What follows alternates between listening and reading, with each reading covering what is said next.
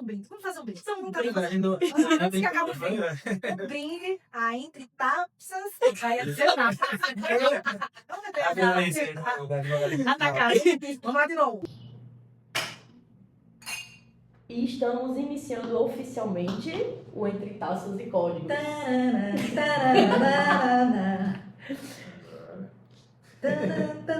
O seu podcast criminal, onde falaremos de tudo, principalmente do crime. Adoro. Um projeto que começou não numa mesa de bar, mas sim numa mesa de cafeteria, junto com 2 colegas criminalistas que aderiram a essa ideia justamente, estão construindo esse sonho comigo e que a longevidade desse podcast seja aí de sucesso. Amém. Porque é o que a gente procura. E não se preocupem, vocês não vão ver sempre a nossa cara. Sempre vai ter um convidado. Vão ver sim, nossa cara, vocês estão... Gostando ou não, vocês querem ou não, né? Vão ver outras caras também, mas a nossa, não se acostume, se acostume. Eu tenho a sensação de trabalhar com 2 mulheres criminalistas e que com personalidades um pouco diferentes. Assim, primeiro que é um desafio, né? Eu acho que 2 mulheres aí, autoridade, que realmente sabem o que querem, e criminalistas que realmente se impõem, estão acostumados a lidar realmente com o confronto. Mas eu acho que, sobretudo, acho que gostam do desafio, né? Então, como eu gosto também, eu acho que o mais importante é abraçar essa ideia e ainda mais com vinho e tal, e para deixar mais leve é melhor ainda, né? Um ambiente mais leve, né? A gente está muito acostumado à formalidade dentro dos fóruns, das delegacias, dos procedimentos. E a gente decidiu juntar uma bebida que a gente gosta com um assunto que a gente ama. Então aqui é vinho com crime, né? Eu acho que vai ficar um pouco até polêmico isso daí, porque a gente vai falar sobre crime, vai falar sobre expectativas dentro da advocacia criminal, de tudo um pouco, mas sem fugir muito do que a gente já trabalha, que é a advocacia criminal e que é um propósito que nos une, né?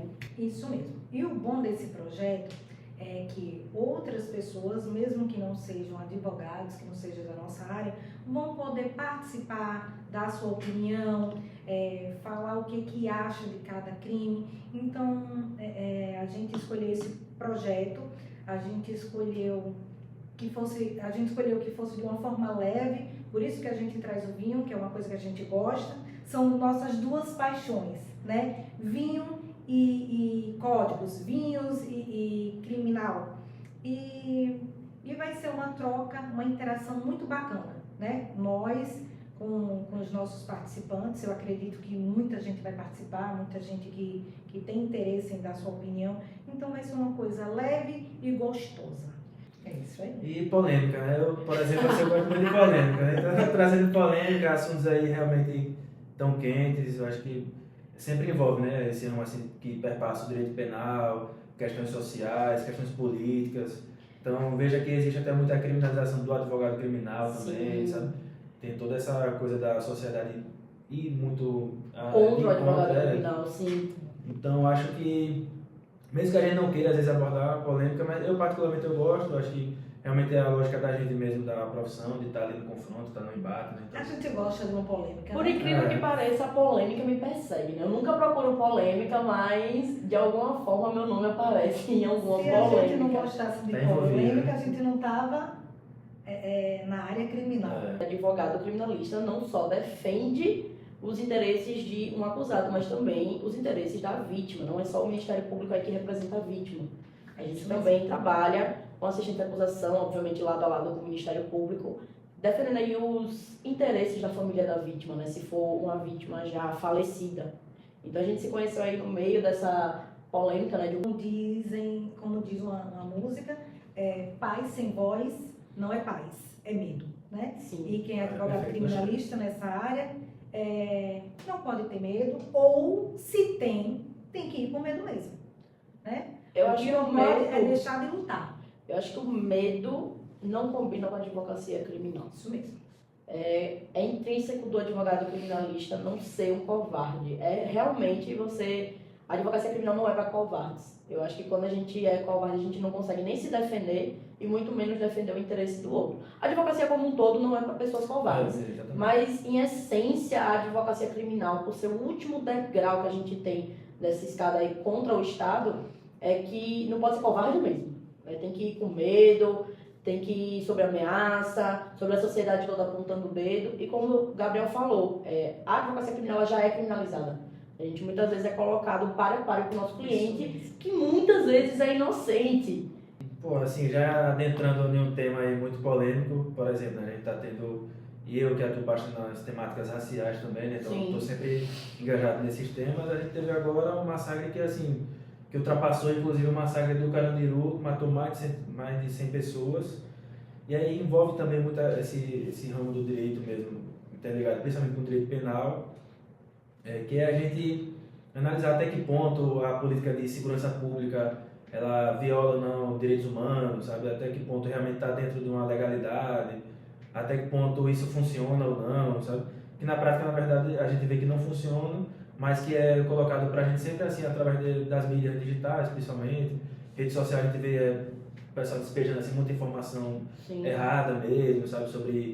Sobre comunicação, às vezes até entre o governo estadual, o governo federal. Um caso extremamente polêmico, né, que a gente vê nas redes sociais, um monte de gente torcendo, dando os parabéns a essa mega operação. Parabéns. Especialistas em segurança pública. Poucos mortos, tal. O governador do Rio de Janeiro afirma, com toda a certeza do mundo, que ali só tinha bandido. Até porque o que é que um cidadão de bem vai fazer de madrugada na mata? Até aí, tudo bem, eu posso até concordar com ele. Mas uma coisa é fato, não seguiram as regrinhas do jogo.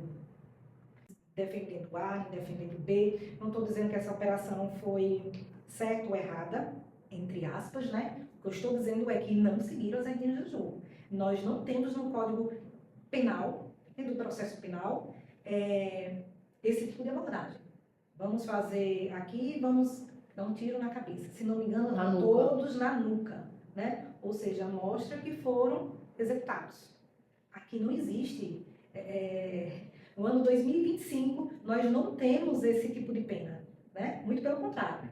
Doutor Gabriel, que é dos direitos humanos e do pessoal racial, sabe melhor do que nós que esse tipo de abordagem, de operação, não deveria acontecer.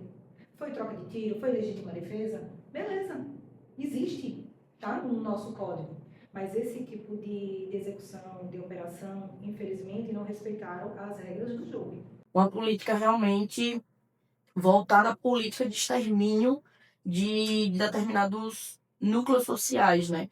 E aí, a doutora Nayara falou do tiro da nuca. Eu lembro de um livro que eu li na faculdade, de um delegado lá do Rio de Janeiro, de Orlando Zacconi, que são os autos de resistência, que é um tipo penal que a gente tem no código, que é a resistência, né? A desobediência e a resistência. A desobediência é sem você agir sem violência, só você desobedecer uma ordem legal. E a resistência, você ali, não é que você seja violento, mas você se resiste jogando no chão, puxando o braço, durante uma prisão.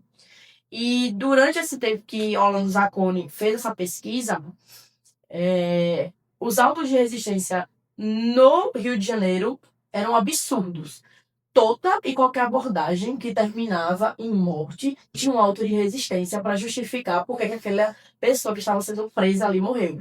E geralmente era tiro pelas costas, era tiro na nuca, era tiro na cabeça, era tiro em regiões mais letais e que levantavam uma certa suspeita. Na época que ele fez a pesquisa não tinha essa utilização de câmeras corporais, então era difícil de poder analisar essas situações, mas o que trouxe para ele esse alarme, né, sobre isso é que ele era um delegado, ou seja, ele pertence à segurança pública, e ele estava amedrontado com a quantidade, ele estava assustado com a quantidade de autos de resistência que tinham ali no estado do Rio de Janeiro. Por que existe essa quantidade absurda de autos de resistência em casos que terminaram em morte? E aí ele começa a fazer uma análise mais minuciosa da criminologia. Se eu não me engano, ele tem especialização em criminologia, e ele fala qual é o perfil daquelas pessoas que eram vítimas desse auto de resistência. Jovens pobres, negros, a maioria de periferia, não de favela, mas de periferia, porque existem os bairros mais periféricos, né? Então, esses autos de resistência eram utilizados como justificativa para exterminar a carne negra, pobre e de periferia. Então, o jovem, né? E é muito interessante isso, porque a gente consegue fazer todo um estudo. Que a gente vem no país da escravidão, e eu acho que a escravidão não mudou. Ela não acabou, ela só mudou um pouco de perfil. Como você falou, realmente a escravidão, ela é uma coisa que acabou ali formalmente, né? Abolida formalmente, mas na prática a gente tem uma nova roupagem, né? Então, se a gente vê realmente uma parte das pessoas negras ainda em condições subalternas, sabe? Em empregos precários, morrendo, tendo inclusive essa narrativa assim de legitimar sempre suas mortes, sabe? Então, quer dizer, é sempre um direcionamento assim no sentido de que não, esse tipo de pessoa aqui pode sofrer as piores consequências assim da vida, que você não vai ter um questionamento, não vai ter uma mobilização realmente, sabe? Para acabar com isso, né? É muito triste porque é como... E aí traz outro viés, que eu ouço muito de um amigo advogado também. Se você vem de periferia e você cresce na vida, o tráfico está te sustentando por trás. Já que não é Entendeu? desconfiança, né? Já que não é desconfiança. Você não pode ser de periferia. E aí hoje eu não vou nem entrar só no viés racial, vou entrar no viés econômico mesmo. Sim. Você não pode ser de periferia e crescer na vida. Você não pode ser de periferia e você ter uma faculdade. Mesmo que você não tenha uma faculdade, você não pode ter um negócio de sucesso. Você não pode construir uma família rica. Você não pode ser daquele bairro periférico que você morou. Você nasceu na periferia, você tem que ser da periferia eternamente. E aí quando você consegue sair, né, desse ambiente de pobreza, você está ou envolvido com crime, ou o crime te sustentou, ou de alguma forma você está envolvido com algum ilícito. Você deu um golpe em alguém, Isso, alguma coisa do tipo. A gente não tem esse problema quando a classe média sai da classe média e ascende na vida. A gente tem problema com a periferia. E aí, se for periférico e tiver um determinado estereótipo de cor, ou de identidade de gênero, ou de alguma coisa que te coloque numa caixinha de sofrer preconceito na sociedade, é o crime que está te sustentando. Eu, às vezes, brinco com os colegas na rua que o que me sustenta é o crime, né? Mas todo mundo aqui é sustentado pelo crime. Todo mundo aqui é advogado criminalista, trabalha com crime. Não tem como você não ser sustentado pelo crime, De forma né? legal. Forma legal. Bem, né? Quer dizer, Mas assim, quando a gente o jornalismo também que ganha o muito assim em cima jornalismo do... midiático, ó, se a gente tirar o crime daqui do estado, a gente não tem o Cidade Alerta. Não tem. E o Cidade Alerta é nacional, né? Toda cidade tem seu Cidade Alerta. Então, Aquele Brasil Urgente, tinha o Tolerância Zero aqui antigamente. Não sei se ainda tem Linha agora. Direta. Ou Linha Direta. Cara, Um de Linha programa Direta. que eu amava. Eu amo Linha Direta. Ó, às vezes eu entro no YouTube pra assistir aqueles episódios. Eu adoro Pedro Bial no Globoplay, mas eu amo de paixão aquela roupagem do Linha Direta de antigamente. Aquela que dava medo, né? Oxe, E que ajudava, E que ajudava. a resolver Aí os casos, né? vários casos polêmicos que estavam parados. Pronto, o primeiro contato, atualmente, né, que eu falo assim, do tempo de faculdade pra cá, que eu tive com o Linha Direta foi justamente para conhecer um dos maiores erros judiciais do Brasil, que é aquele caso dos irmãos Naves. O cara morreu depois de receber indenização do Estado, porque eles passaram anos presos. Eram 2 irmãos acusados de um homicídio, porque eles passaram na localidade, o cara simplesmente tinha ido embora da cidade. Eles ficaram presos, foram indenizados pelo Estado, mas antes da indenização sair, um dos irmãos veio a falecer. É muito triste porque as pessoas não entendem que o sistema penitenciário não é um hotel 5 estrelas. Tudo bem você E não tem dinheiro que repare, né, os anos que passaram lá. Não tem. Quando ela é uma pessoa que sabe que cometeu o crime, ela entende, ok, tô aqui, o Estado falha na estrutura, eu tô aqui para cumprir minha pena. Agora, quando é um inocente, isso entra na cabeça dele de uma forma que não tem terapeuta no mundo, não tem dinheiro no mundo que vá fazer ele conseguir sua sanidade mental de volta. É muito complicado. Mas aí vem aquele outro lado, do tipo, mas tá com pena, leve pra casa e tal, né? Tipo, Gente, não é essa pena. coisa do tipo, não, tem que deixar eles lá pra sofrer mesmo, né? Você não quer pros outros aquilo que você não quer pra si. Se você um dia vier a cometer um crime Porque todo mundo está sujeito a cometer um crime. Principalmente com o que eu atuo, que é o homicídio. Todo mundo é capaz de cometer homicídio. Acho que homicídio é o crime mais democrático que a gente tem no Código Penal. Quando não acontece por vias de fato, pelo menos mentalmente, cada pessoa já matou alguém. Com certeza. Cada um já parou naquela fase de cogitação. Meu Deus. A gente tem que se punisse a cogitação. Se no intercrime, na linha do tempo ali que a gente tem do percurso do crime que a gente chama, punisse a cogitação, tava todo mundo preso. Mas aí a gente trabalha diariamente com isso, a gente trabalha com esses crimes muito polêmicos. O engraçado desse podcast, violentos, né? o engraçado desse podcast é que a gente uniu a advocacia criminal, vinho e o TDAH. O TDAH que é Eu não tenho. A gente consegue se entender. É um TDAH que a gente consegue abrir várias abas, Se conectar, né? e se conectar. É muita coisa na cabeça, E hoje é nossa tanta vida é gente acelerada. Então, às vezes, você tem que, para acompanhar, você tem que acelerar mais e às vezes a cabecinha não consegue. Mas é isso. Né? Eu vim falar nesse projeto mais gostoso, mais leve. É por isso também que a gente colocou um vinhozinho, né? Temos que procurar um convidado também que goste de um pituzinho, né? Eu também sou do pituzinho, com um pedacinho de caju. Sim. Limão, vamos A doutora aqui da vida já é assim. é da Slova azul. Então, bom, chique, né?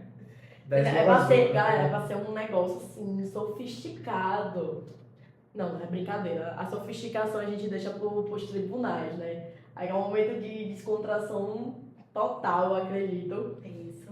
E a gente não vai trazer só temas envolvendo Polêmicos. sem técnicos. A gente Tenho certeza que vamos rir bastante. Né? Vamos arrancar gargalhadas também do pessoal que nos acompanhar, que está assistindo.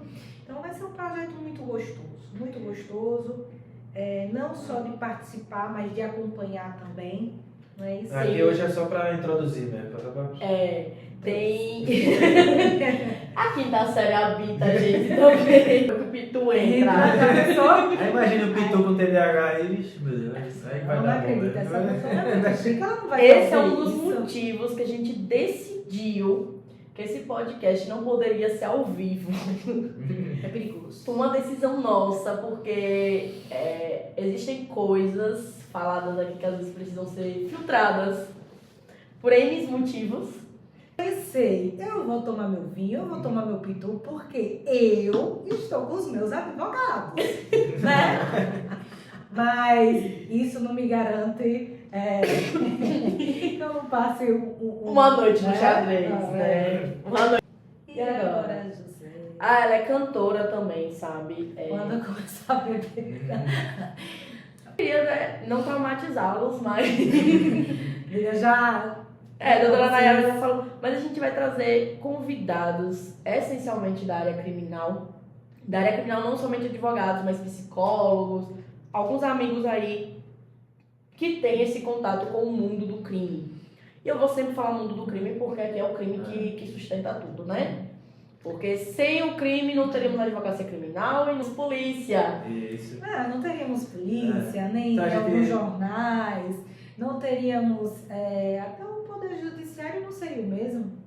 A gente não é advogado de bandido, não somos advogados de bandido, somos advogados de cidadãos que precisam que seus interesses sejam assegurados. A gente defende direitos, garantias constitucionais. Gabriel aqui é um representante dos direitos humanos, que faz isso com maestria.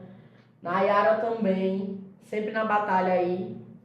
Uma excelente advogada criminalista. A gente se envolveu num caso midiático aqui em Sergipe, e muito delicado, mas como assistente de acusação. A gente decidiu juntar o nosso conhecimento, o nosso amor pela advocacia criminal, nosso amor pelo vinho. Mas é isso.